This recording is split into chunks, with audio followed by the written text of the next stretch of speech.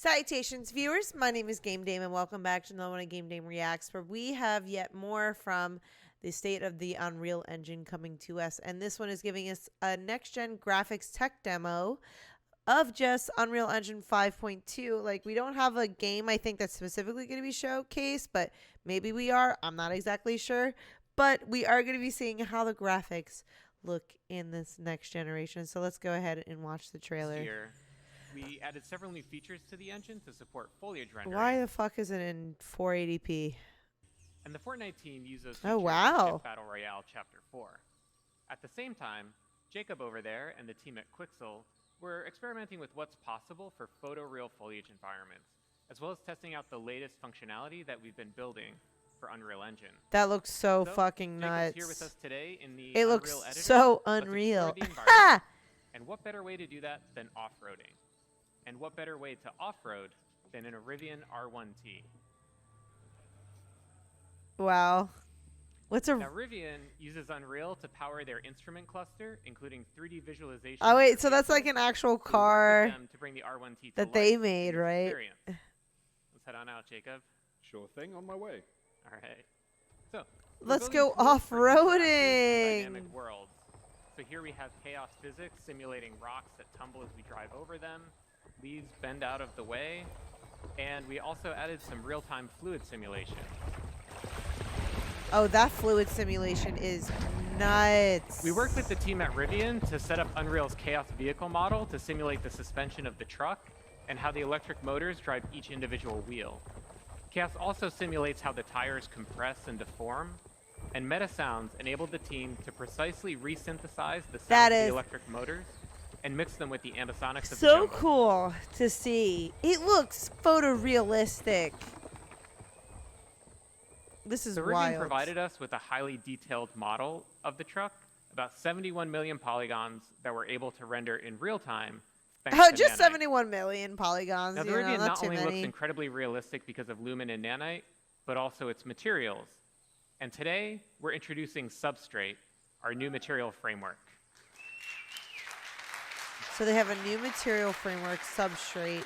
And to better demonstrate it, let's swap the paint out for opal.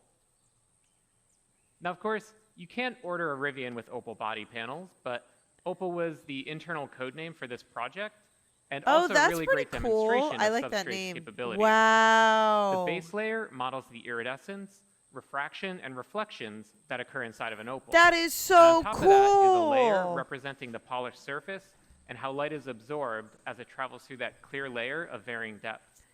That's sick. And now we can I add love back that. on the dust and dirt layers.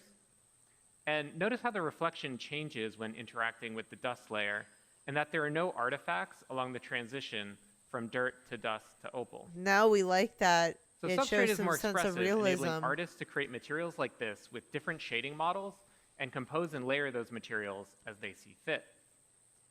All right, let's head on out, Jacob. On my way. All right. In terms of performance, Substrate materials that are similar to the current Unreal Engine shading model cost about the same.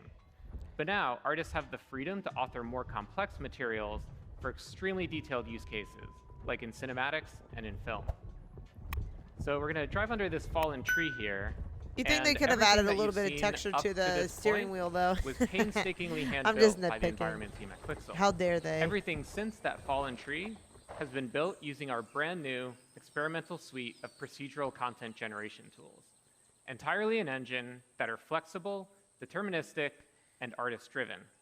Our guiding principle in building these systems was to empower artists to make tools for artists. So Hell Jacob's gonna go yeah, ahead that's and what we add like to a hear. Procedural assembly to the world. And the cool thing Oh, is that shit? it communicates. Thank you. Yeah. Pretty cool. What, just putting something there, or is it And the supposed to cool look thing like is something? that it communicates with other nearby procedural elements in the scene, like the creek bed. So let's say a designer comes by, wants to direct the player to drive to the left. Jacob can simply move the assembly to the right, and everything updates to accommodate that change. Oh, wow. Game design is iterative, so let's say the designer comes back, wants to give the player the choice of going left or right again. Jacob can simply move the assembly back over. Now, the artist who created That this is so assembly also added cool. some additional handles that Jacob can use to art direct where rock slides occur. Allows him to customize the piece a little bit more, make it a little easier for the Rivian to drive by. So we started by handcrafting that original part of the level to set the visuals and art direction for the entire piece, and then built out procedural tools that allowed the team to create a much larger play space much more quickly. Yeah, my Now goodness. let's see Sorry how for we the can use squeaks. these That's procedural my tools to arm. make larger sweeping Mic changes arm. to the environment. So Jacob, let's start by removing some of the trees in this area. Absolutely, that's easy enough actually. All right, a little too much. Let's add some Little trees bit, back little in. barren. And let's also add in some cliff formations, give it a little bit more variability. So the procedural systems are all Oh, deterministic. that's so As Jacob is cool. experimenting with different sets of input parameters, once he finds a set that he likes, he can always go back to it and get out exactly the same results. And the procedural systems aren't just placing trees and rocks, but also fog cards, bugs, birds, everything that's needed to bring this environment to life. Which And everything that you've seen we need here less works bugs, at but I scale. mean, in This order to bring it to environment is life, 4 well, I'll take kilometers some by 4 bugs in kilometers. for If sure. we hide all of the procedural elements, we can see that original hand-built area about 200 meters by 200 meters. We believe that there will always be the need for hand-building environments, so we design these procedural systems to be tools for artists that work in concert with hand-built content. Both Substrate and the new procedural Wow. tools will be available in experimental form in 5.2. And everything you've seen here is running in the Unreal Editor in real time on a developer machine with an Intel 13900K CPU and NVIDIA 13900K. RTX 4090 GPU. Ford already on the So Jacob, thanks for being 44,000 here and helping series. us out today.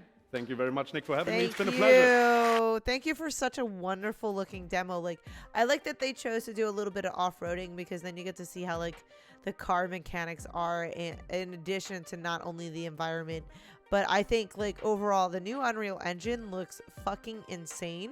And I'm so glad with how it's been, the direction that it has been going into. Like, it is absolutely crazy that we have the technology to do some shit like this today. Like, I am so excited for the games to come from the newest Unreal Engine.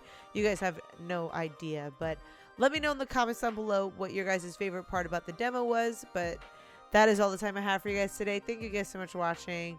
But please do not forget to subscribe and to follow to not only to my YouTube, but to my Twitch. You guys know my YouTube is up. You can find my Twitch at twitch.tv/thegamedame. Thanks, guys, and I'll see you in the next video. Bye-bye.